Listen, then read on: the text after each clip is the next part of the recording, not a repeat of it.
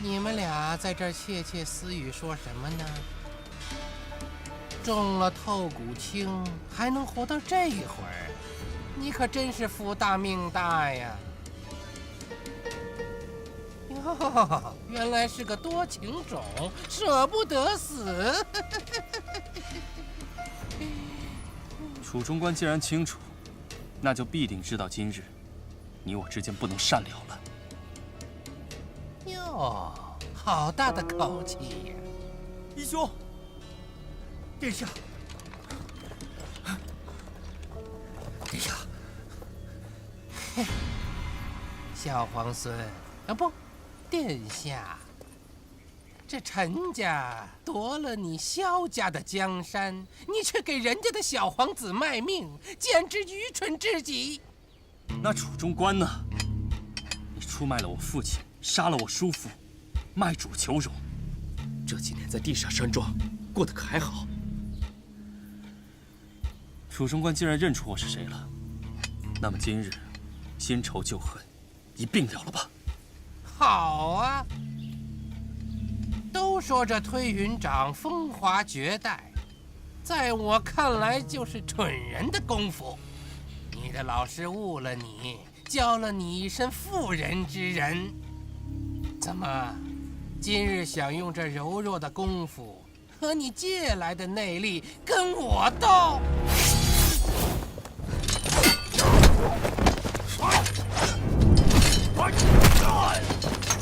殿下，别冲动。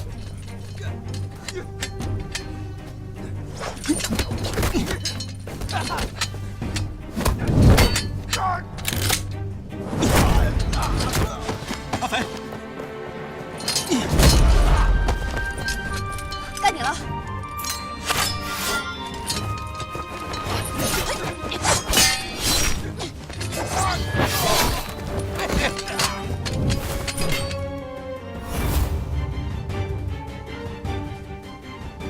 好刀法，有意思。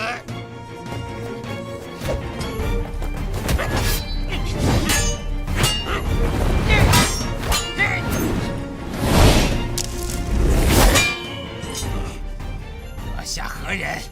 报上名来。无名小卒，不足挂齿。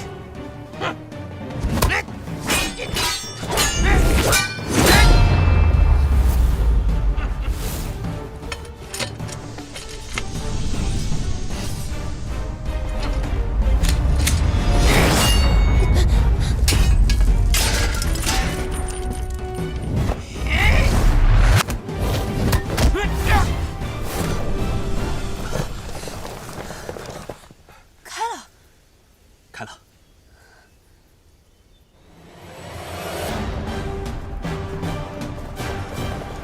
找到了，周姑娘，找到了。你怎么还在这儿？快走！子琛，接刀。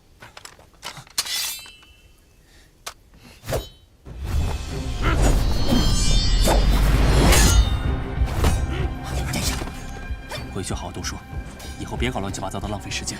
义兄，快走，拉他走。走不！义兄，义兄，把你放开我！周姑娘，义兄，走啊！快走啊，小主！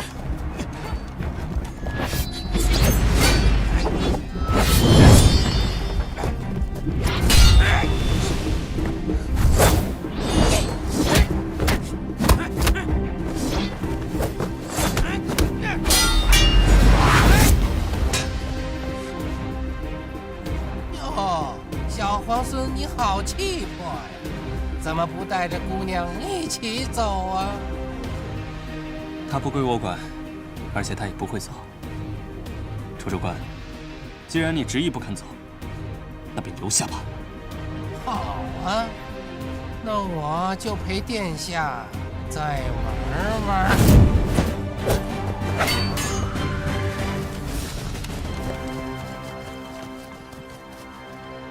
殿下，殿下，你就放心吧，有周姑娘在，谢公子不会有事的。刚才那送咱们走的，便是周妃周姑娘。啊，是啊，她刚才挥刀的样子，当真是风华绝代。殿下，咱们还是赶紧走吧。殿下，走吧。少主，快走吧！走吧，少主。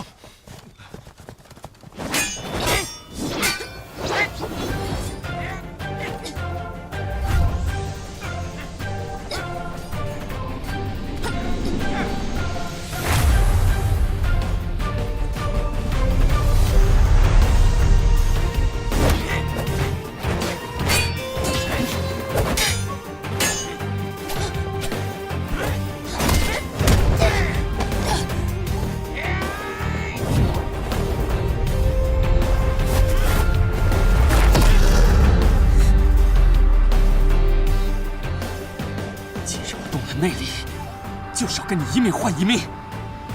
楚主管，把命留下吧。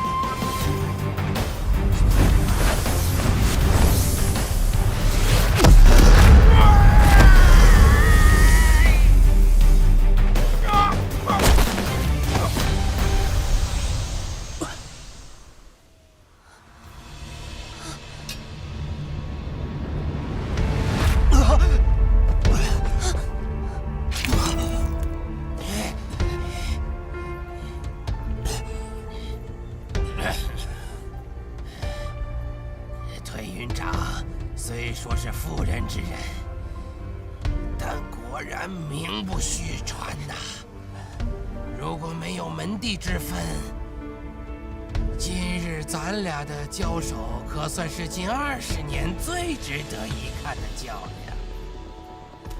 只可惜，你身上还有一层透骨青啊。前些日子，你已经在48寨发过一回功了，这毒性会跟着你毫不收敛的用力，而渐渐越发来势汹汹。接下来，你就是关节凝滞，血脉堵塞，然后就……这得多亏了连胜，要不然今日我还真从小皇孙身上占不了什么便宜。你敢让他动内力，今日我必定不会让你生离。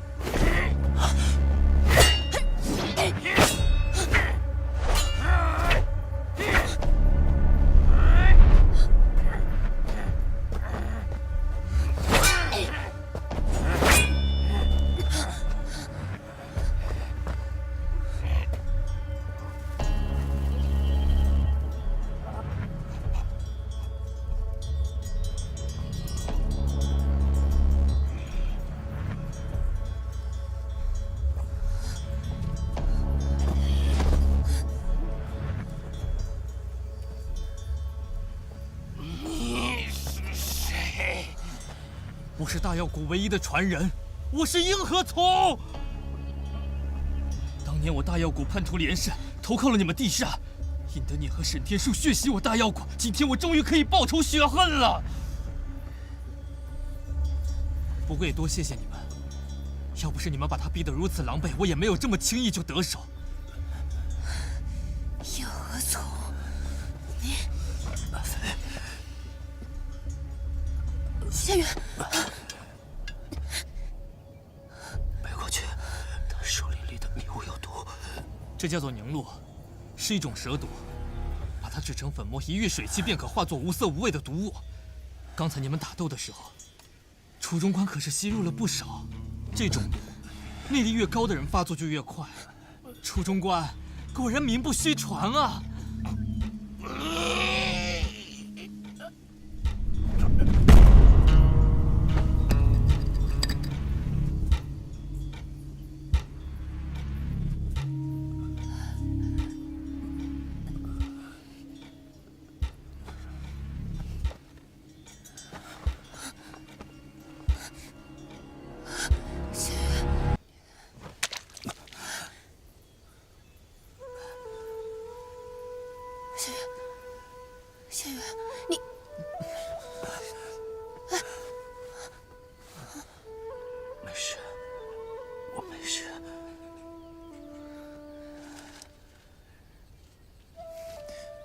这个给你。什么？这是凝露的解药，刚才你肯定也吸入了一些。我知道，江湖中有个不成文的规矩，不论你能力大小，出身如何，只要淬了毒，那就先落了下乘。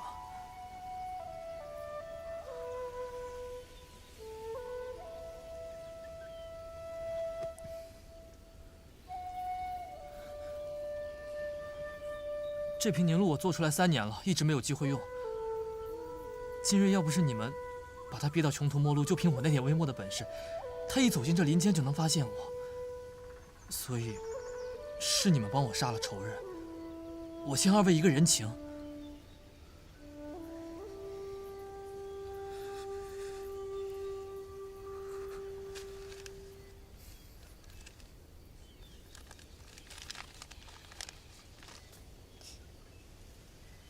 怎么只有1颗？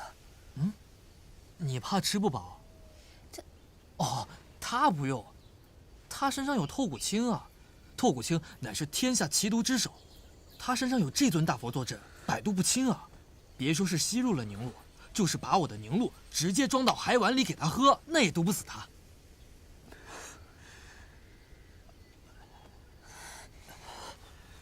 叶公子，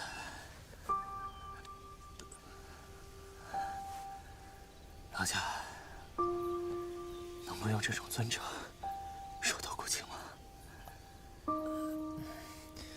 不过，我先前就同你说过，他时日无多，再加上这次又强行用内力疏通阻塞的经脉，算是毒上加伤，谁也压不住。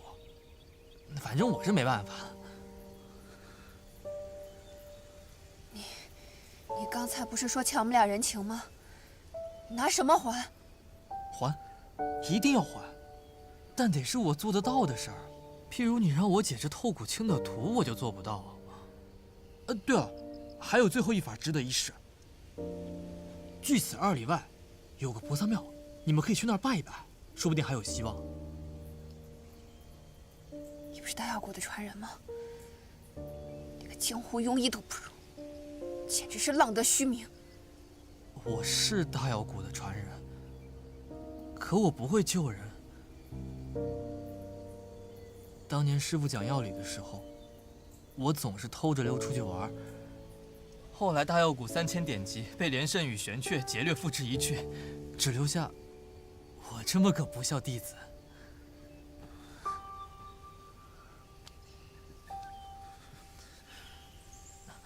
我不是什么药谷传人。你们还有什么事吗？没有，我就先走了。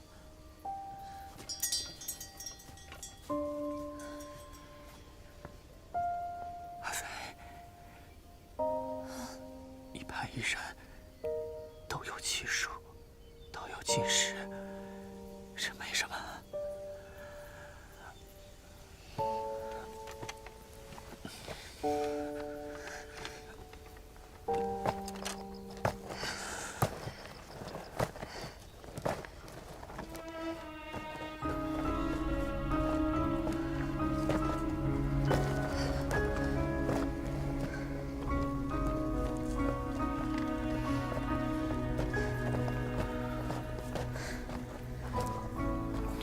去哪儿啊？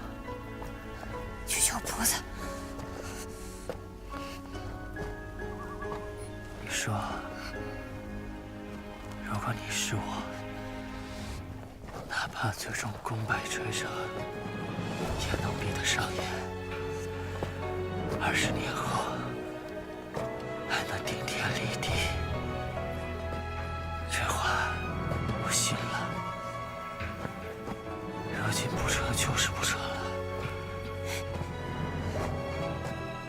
你那说好的顶天立地呢？要真是哭鼻子，可就是食言而肥了。闭嘴！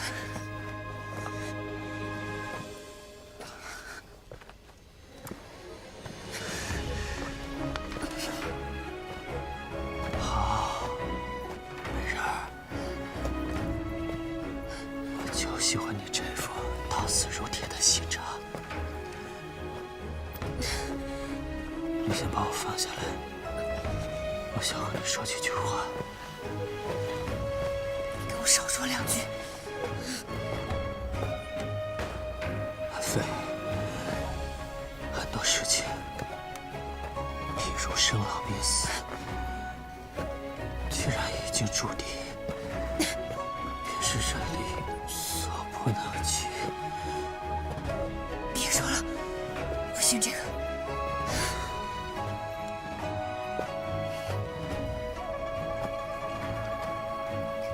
阿飞，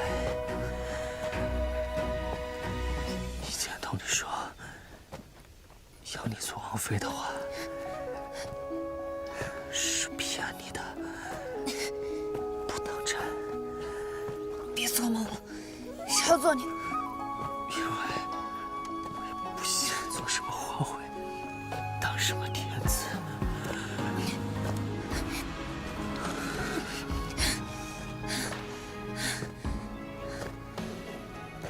其实我想过，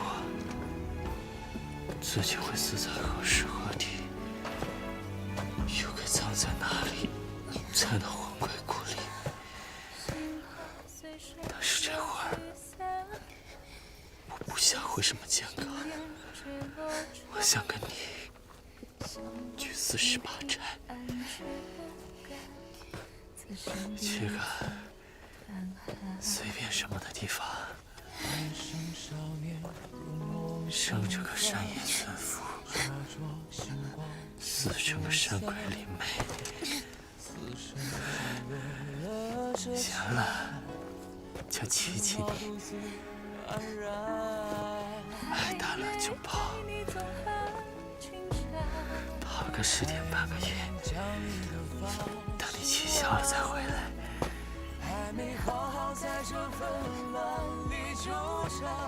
每日受气，也没有怨言，因为你在的地方就是家。江湖险恶，日后难免在于江底。无论你是深宫几层，生命几丈，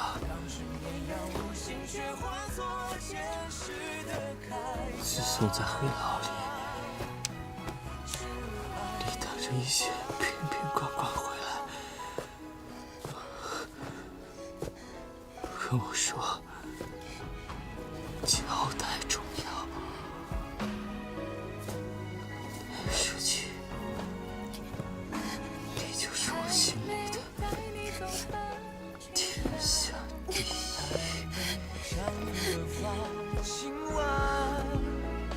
还没好好在这纷乱里纠缠，欠你那把都还没还。阿飞，今日暂别，20年后我仍去找你，要一言为定啊！巍巍江山为你愿把热血洒，管他又是谁的天下。气恨之血飘到哪里才是家？不如让我把你融化。当君月亮无心，却化作前世的铠甲。是爱无话，招呼与你换取不曾怕，等我替你踏遍天涯。巍巍江山为你愿把热血洒，管他又是谁的天下。气恨之血飘到哪里才是家？不如让我把你融化。当初炎阳无心，却化作前世的铠甲。是爱无话。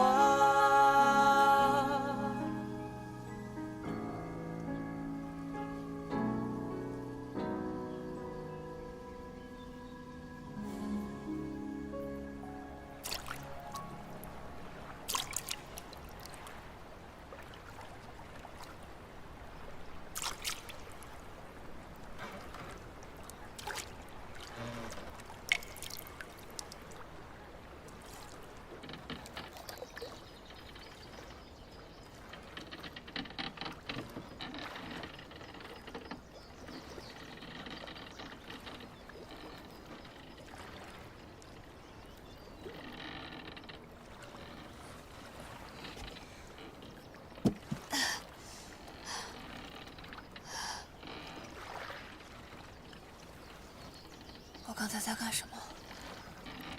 我在哪儿？小姑娘，你这命是捡来的吗？怎么一点也不知道珍惜呢？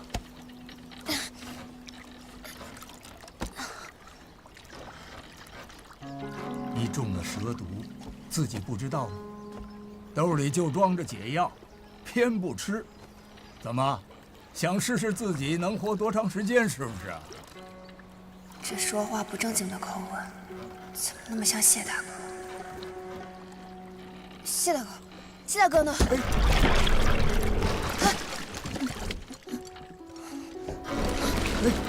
慢着点儿，慢点儿来。哎呀，你们这些个慌里慌张的小施主啊！大师，那个跟我一起的人呢？阿弥陀佛。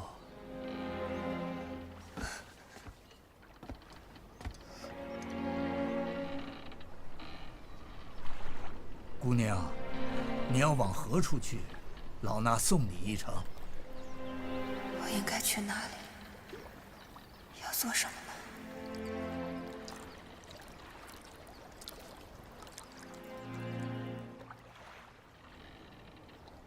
大师，你有酒吗？老衲倒不曾预备。船棚上挂着个水壶，里面煮了些水。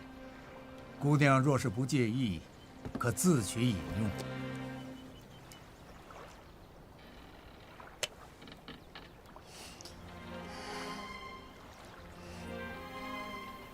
药的味道。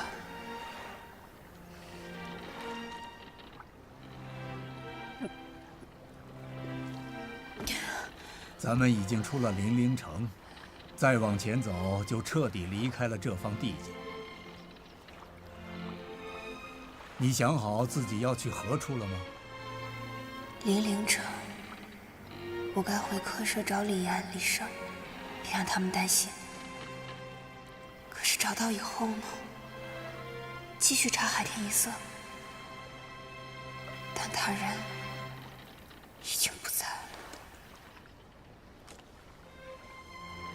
想不出来也不要紧，你记得自己为何而来便是了。可是他已经没了。不对，不对。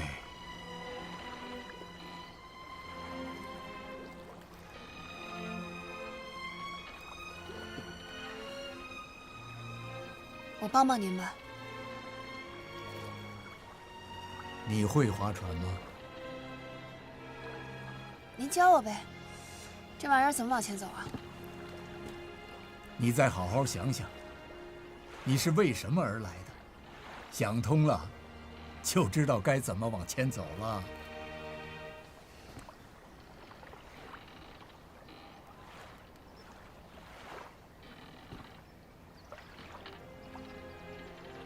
难不成我遇到了一个疯和尚？你所说的那人，不过是途中一段起落聚散皆无常的缘分。既然是偶遇，又怎么能说是为他而来呢？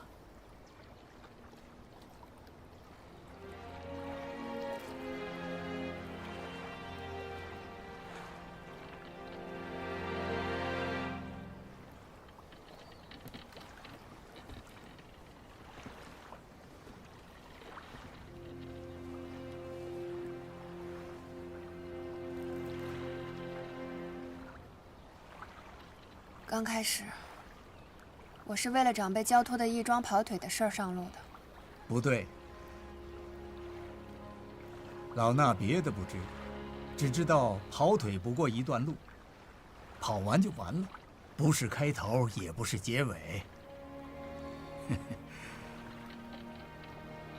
你呀，必然还有别的来意。我没有别的来意，这是我这辈子第一回下山。平日里就是在山里随便练练功，哪有什么开头结尾？在山里练功，那么你练功是为了什么呢？因为喜欢啊。既然是跑完了腿，又没找到人，回去继续练功，岂不理所当然？为何跟我说，不知往何处去？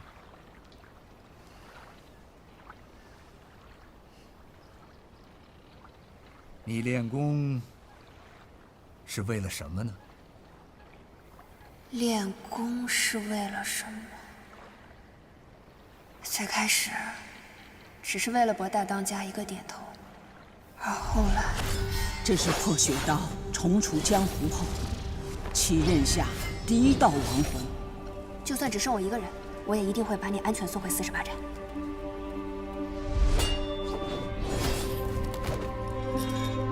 他一出关呐，便遇到了地煞攻打霍家堡。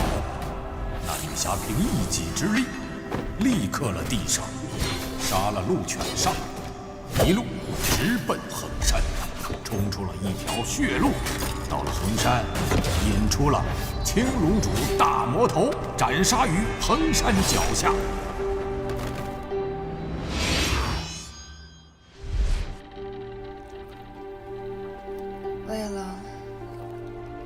为了先祖的刀吧。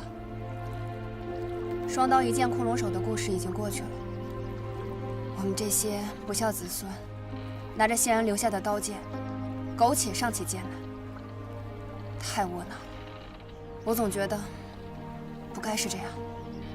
名门之后，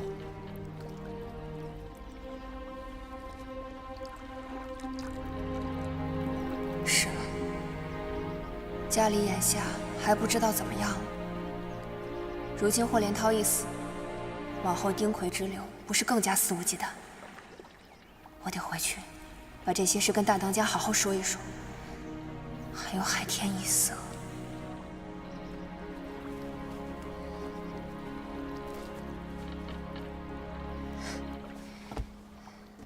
大师，麻烦你送我回一趟零陵城外吧。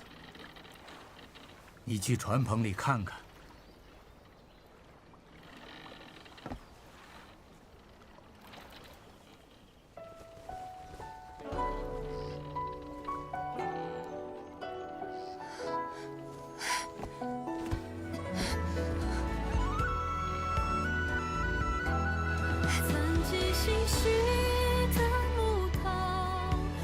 身凡景英雄老，梦中山花如飞，如见故人红袖照，有情那一句交代，比性命重要。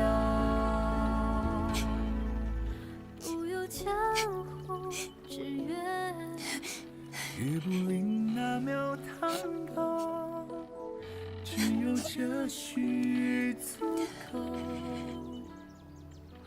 爱以为宝。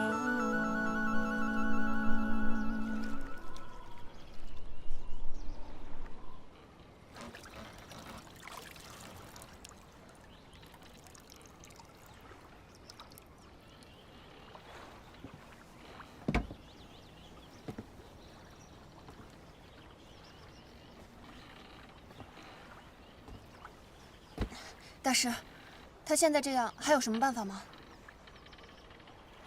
老衲只能以银针服以一些药物，来吊住他的小命。究竟该如何驱除这透骨青之毒？我们几个老东西好多年前便开始琢磨了，至今也是没什么眉目。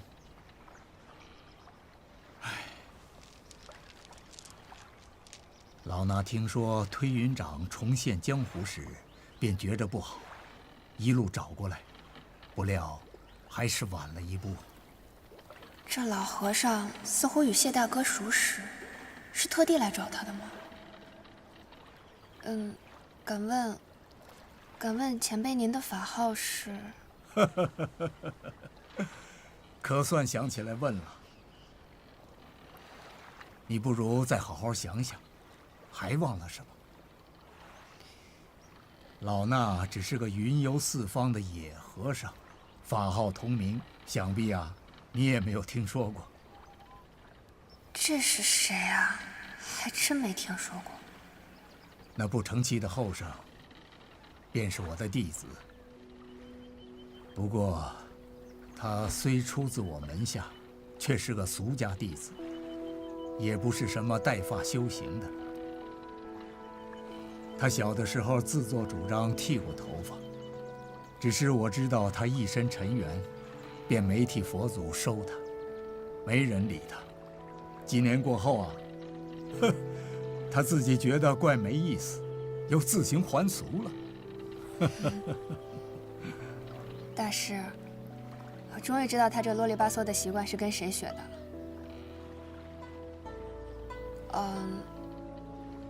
谢大哥，他跟我说过，他有一位师叔，将毕生的功力都传授给了他，所以才压制住了透骨青。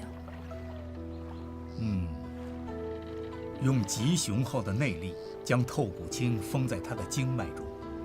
当时是我亲自下的针。那时我便觉得此计不过权宜，不能长久。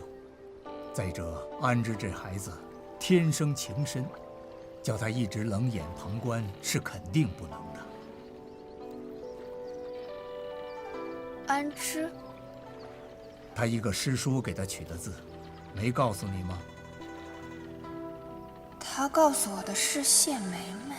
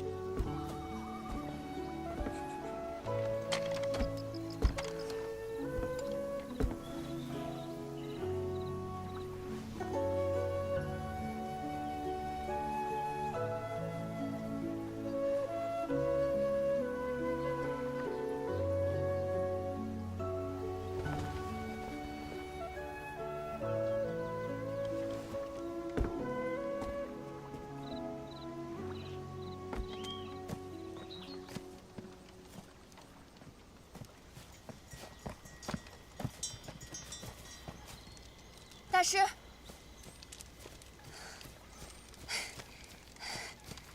大师，他现在这样，当真没有办法了吗？透骨青之毒，天下至寒。自他中毒之日起，我们几个老东西便开始琢磨了，至今也没什么眉目。但凡是毒，总要有个来由。给他下毒的连胜不见了，我便去找他师傅。若他师傅也死了，我便寻上他师门。我就不信这天下奇毒就是凭空冒出来的。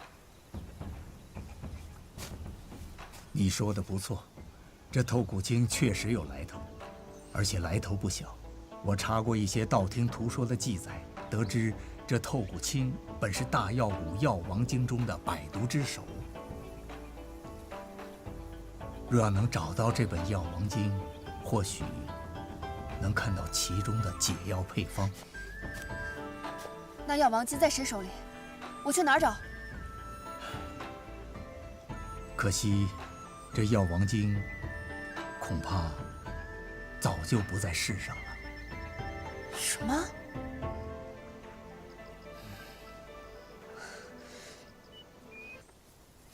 此事说来话长。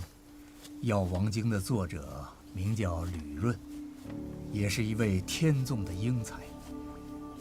一生穷尽毒术医术，写成了这本《药王经》，是大药谷的镇派之宝。只可惜，在那场浩劫中，付之一炬。种瓜得瓜，种豆得豆，世间万物皆有因果。这事儿，怪不得你是安之的命，也不应该报应到他头上。这种因果，我不认。哼，你这丫头，刚刚还伤心的找不着北，这么快就缓过来了吗？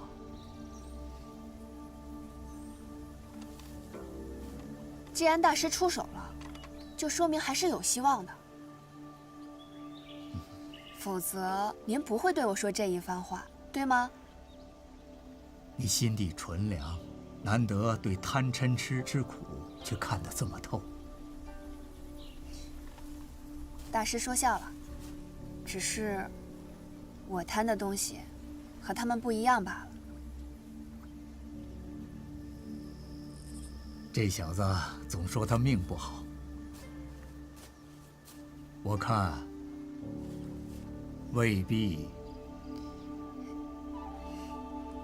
大师，您跟我绕这么大一个圈子，现在总该告诉我，您所托之事是什么了吧？我不日便要带他回蓬莱去了。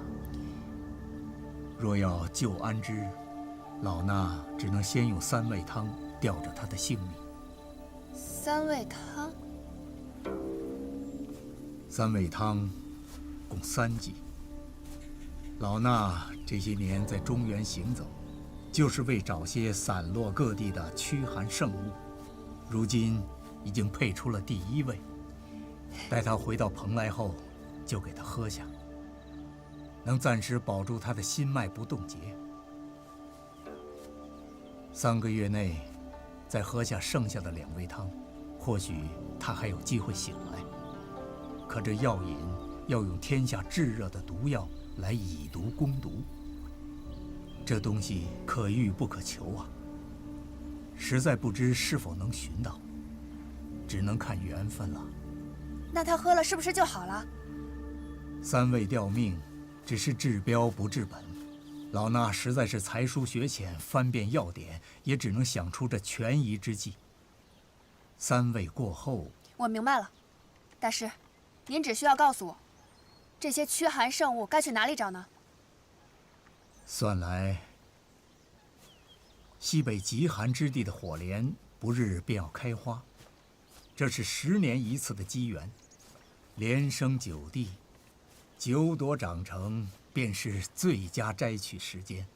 若是错过，这又是一个10年。且看你能不能赶上了。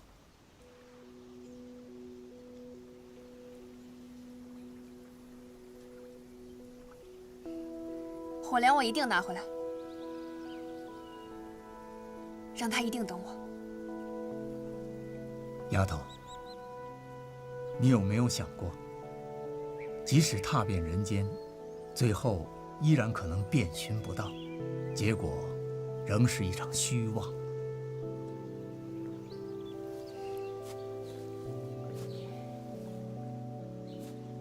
之前我背着他行走，那时候我真的以为他已经死了，万念俱灰。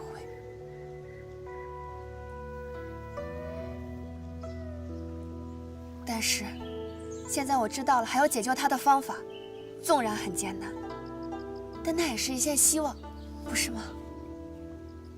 周小友果然是玲珑剔透。孩子，去看看安之吧。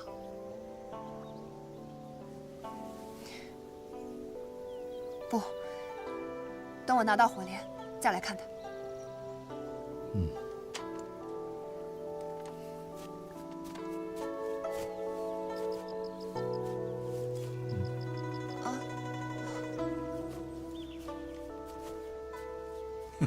这丫头，